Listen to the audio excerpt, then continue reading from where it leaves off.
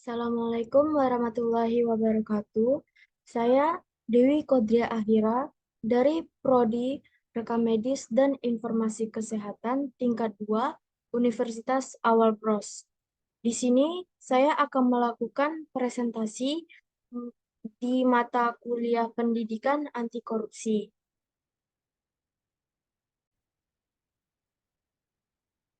Di sini saya akan melakukan presentasi dengan judul Pencegahan Korupsi dalam Layanan Publik.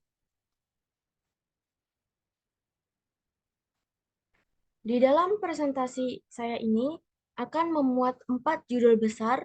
Yang pertama ada korupsi, pengertian dari korupsi. Lalu yang kedua, tujuan kajian yang akan dibahas secara teoritis dan secara praktis mengenai uraian dan wacana yang utuh mengenai pencegahan korupsi pelayanan publik dalam optik kebijakan kriminal sebagai referensi oleh berbagai pihak dalam mengkaji isu-isu pemberantasan korupsi dalam pelayanan publik. Lalu yang ketiga, ada pembahasan mengenai hakikat pencegahan korupsi dan konsep mengenai pelayanan publik. Lalu yang terakhir, di situ saya akan memberikan contoh dari perilaku korupsi yang terjadi di pelayanan publik.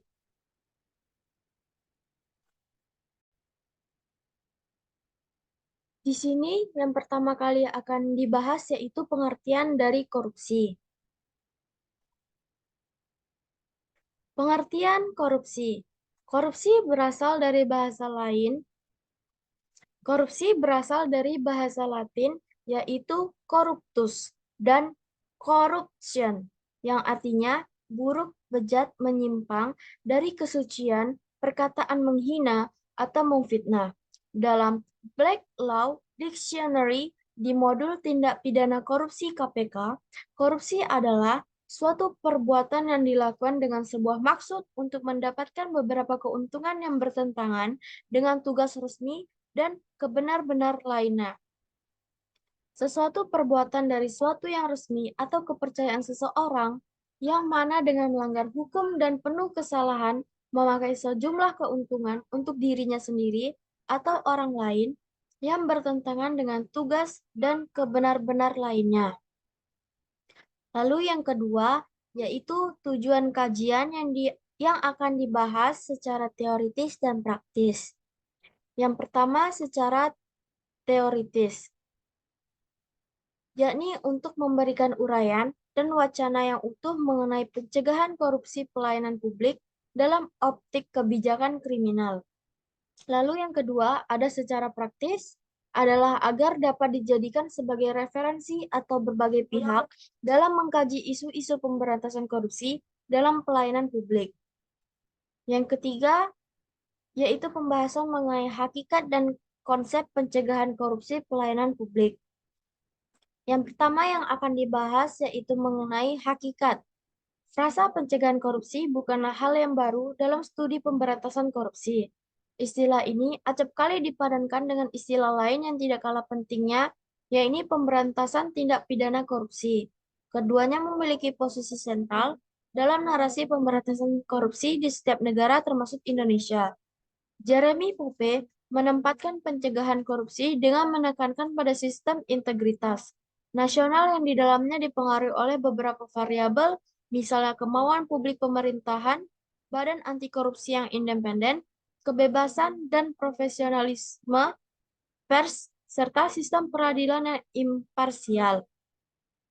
Secara normatif, pencegahan korupsi disebutkan dalam pasal 6 Undang-Undang KPK pada pasal 6 yang menegaskan bahwa KPK bertugas melakukan tindakan-tindakan pencegahan sehingga tidak terjadi tindakan pidana korupsi.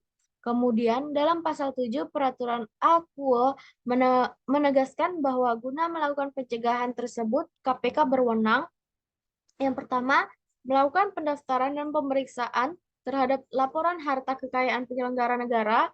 Yang kedua, menerima laporan dan menetapkan status gratifikasi. Yang ketiga, menyelenggarakan program pendidikan anti korupsi pada setiap jenjang pendidikan.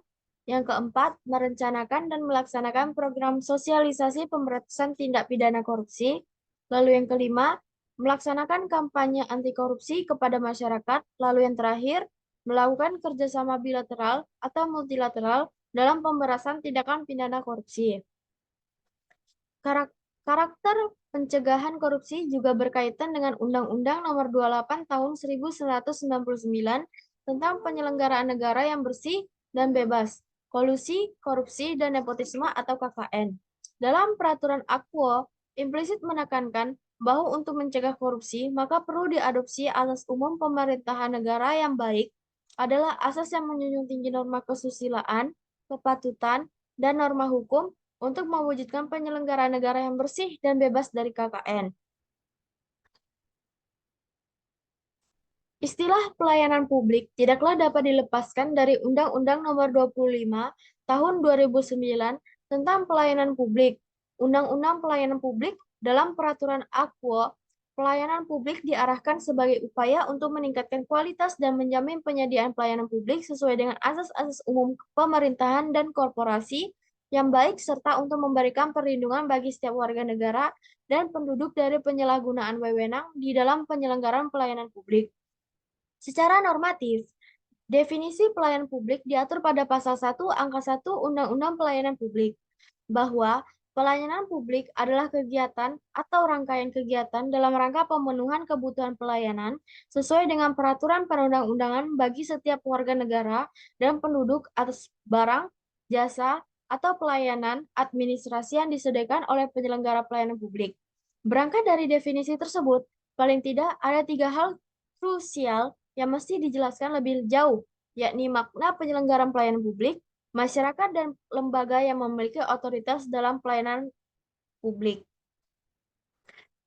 Pasal 1 Angka 2 Undang-Undang Pelayanan Publik menegaskan bahwa penyelenggara pelayanan publik dalam setiap institusi penyelenggara negara, korporasi, lembaga independen yang dibentuk berdasarkan undang-undang untuk kegiatan pelayanan publik, dan badan hukum lain yang dibentuk semata-mata untuk kegiatan pelayanan publik. Dengan demikian, yang dimaksud sebagai penyelenggara pelayanan publik adalah penyelenggara negara, korporasi, lembaga independen yang dibentuk dengan tujuan memberikan pelayanan publik. Secara teknis, pelaksanaan pelayanan publik adalah pejabat, pegawai, petugas, dan setiap orang yang bekerja di dalam organisasi penyelenggaraan yang bertugas melaksanakan tindakan atau serangkaian tindakan pelayanan publik pada Pasal 1 Angka 5.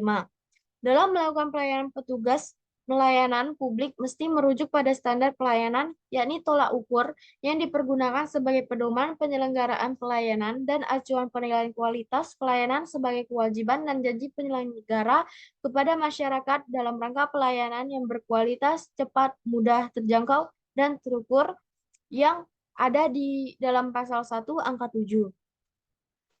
Selanjutnya, dalam Pasal 1 Angka 6 ditegaskan bahwa masyarakat adalah seluruh pihak, baik warga negara maupun penduduk sebagai orang perseorangan, kelompok maupun badan hukum yang berkedudukan sebagai penerima manfaat pelayanan publik, baik secara langsung ataupun tidak langsung.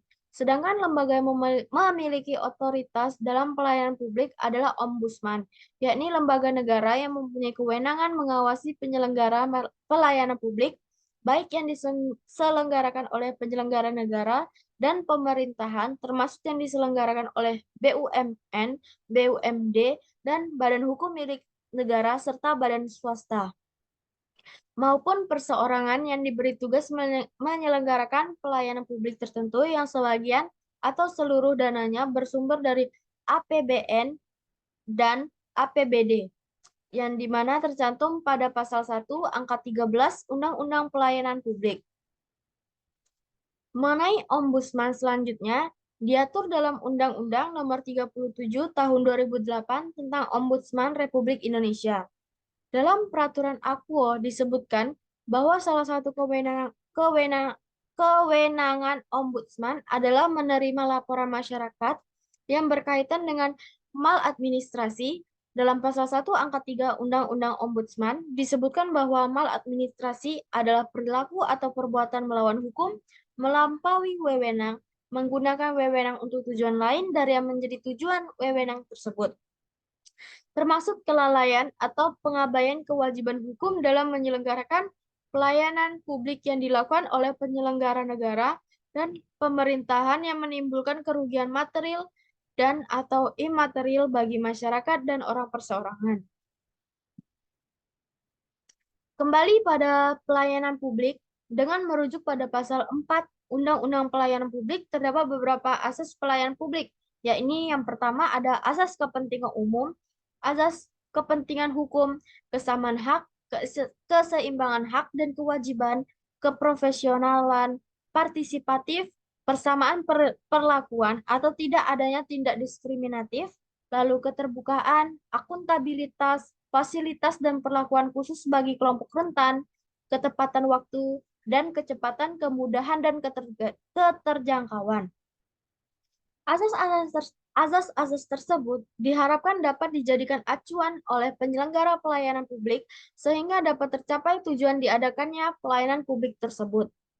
Lalu, di sini saya akan memberikan contoh dari korupsi pelayanan publik. Di sini contoh yang akan saya berikan yaitu perilaku korupsi penyalahgunaan dana bantuan sosial di masa pandemi virus corona. Di sini ada contoh frasa yang diberikan oleh pemerintah untuk menenangkan masyarakatnya. Seperti melihat hal tersebut, pemerintah berupaya untuk membantu masyarakat dalam mencapai kesejahteraan, meski hal tersebut bukan menjadi hal yang mudah.